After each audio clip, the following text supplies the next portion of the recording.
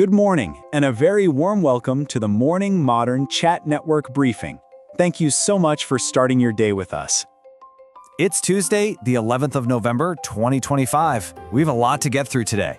We'll be covering the top political headlines that are shaping the conversation across the nation. Then we're going to take a closer look at the economy and a very important visitor in town. And we'll wrap things up with a community conversation that I think you'll find really interesting. So, let's get started. First up, let's get right into your morning headlines. We begin with some deeply concerning news coming out of Chinhoyi University of Technology. There are reports that 2 student activists were allegedly abducted and tortured, and this has, quite rightly, sparked outrage and is raising some very serious questions about student freedoms. So let's break this down. The students involved are Marvin Madanda and Lyndon Zanga, both members of the student union ZINASU. This reportedly happened right after student election campaigns at the university. Now, the reaction has been incredibly swift and very, very strong. You have Amnesty International calling for a full investigation to protect student freedoms. And then on the political side, you have Nelson Chamisa using incredibly powerful language, calling it terrorism and primitive brutality. That just shows you the gravity of the situation. All right, moving on. From campus politics, we're now turning to that intersection of big money and political power. There are new allegations that the prominent businessman Kudakwashe Tagwirei is offering some major financial support to the ZANU-PF party structures in Harare. And when you dig into the details, it gets pretty fascinating.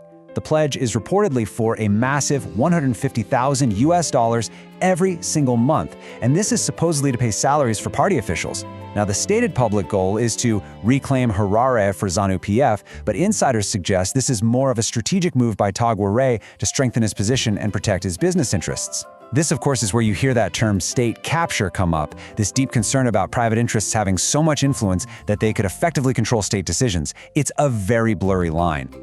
In another political development that has certainly turned a few heads, Sengezo Tshabangu, who is the Secretary General of the main opposition party, the CCC, has made a statement that many just did not see coming. He's publicly stated that the opposition might actually support extending the president's term in office. Now, there is a condition. He says they'd support it if it's in the best interest of the citizenry. But for an opposition party whose whole job is to be a check on the ruling party, this is a huge deal. As you can imagine, the reaction was immediate. Critics have widely condemned it, some calling it a betrayal and even political bootlicking. It certainly raises some big questions about the role of the opposition right now. And for a final headline this morning, we're looking at a growing phenomenon across the country: the rise of these so-called 4ED groups. So on the surface, these are simply groups that publicly declare their loyalty to the president, but a closer look suggests that there might be a different motivation at play. Critics argue that the real driver here isn't patriotism, but poverty. The idea is that people are joining these groups in the hope of getting access to empowerment projects or other benefits. In a really tough economic climate, it becomes less about political belief and, for many, more about a simple survival strategy. And that idea of economic hardship is a perfect bridge to our next section. Let's zoom in on the economy, because as we've just seen, it really underpins so much of what's happening. We'll start with a look at the currency.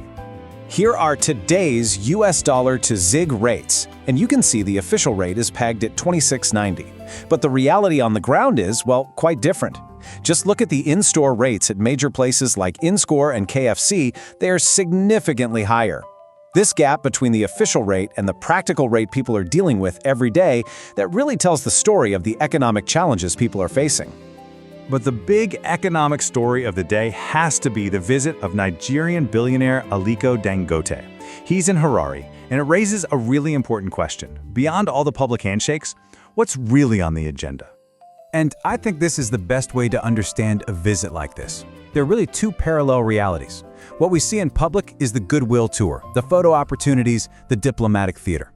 But behind those closed doors, it is a completely different world. That's where the intense, high-stakes corporate negotiations happen. It's where vague promises are replaced by hard data and even harder questions. So, what's actually being discussed in that boardroom? Well, you can be sure the Dangote team is not just taking things at face value. They are asking the tough questions. How do we get our profits out of the country? That's profit repatriation. Are your government policies stable? What are the real financial returns we can expect? And maybe the biggest one of all, how do we mitigate the political and economic risks here? This is where billion-dollar deals are either made or they fall apart. Okay, and finally this morning, let's turn to our community spotlight. This is a story that I think perfectly captures that tension between national pride and the sometimes harsh realities of daily life for so many. It's all about the conversation happening around the support for Lishanda Moyes, who's representing Zimbabwe at the Miss Universe pageant. There's been a lot of talk online about why her vote count seems to be a little bit low. And this quote from a user on social media, I think it just gets right to the heart of it. It says, "Ini hangu hendana mariacho niku tatambura wo," which translates to, "As for me, I don't have the money, I am also struggling." It's just such a simple, powerful, and honest statement that reflects the reality for so many people. And here's why that sentiment is so common.